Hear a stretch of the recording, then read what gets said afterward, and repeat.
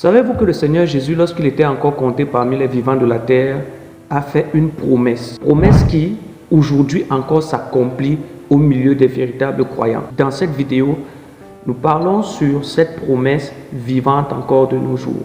Bien-aimés, le Seigneur Jésus-Christ, avant son départ, a fait une promesse à ses disciples, celle du Saint-Esprit. Il leur a dit que le Consolateur, l'Esprit de vérité, descendra sur eux. Et la manifestation du Saint-Esprit commence à se voir dans le livre des Actes des Apôtres. Dans Actes chapitre 2, la Bible nous fait mention du fait que le Saint-Esprit est descendu sur les disciples réunis et ils ont commencé à parler en langue et à prophétiser.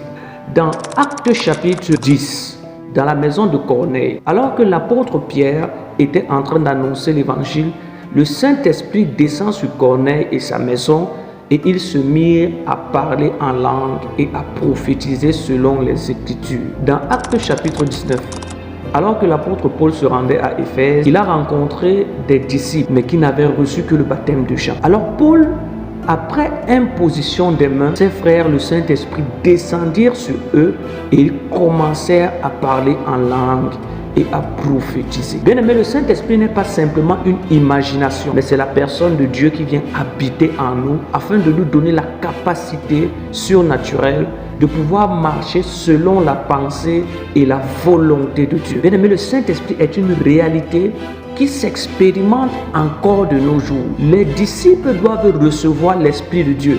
Le mensonge de la religion, c'est de faire croire aux personnes qu'il n'y a pas d'esprit, qu'il n'y a pas de force que Dieu accorde afin que nous puissions vivre la sainteté. La religion nous fait croire qu'il suffit simplement de venir entrer dans une église, entendre des préceptes et s'efforcer de les mettre en application. Or, la promesse de Dieu est présente pour les croyants. Celui qui croit doit recevoir l'Esprit comme cela s'est fait dès les premiers jours. Bien aimé, le Saint-Esprit est réel. Et le problème, c'est que tu dois chercher le vrai Jésus.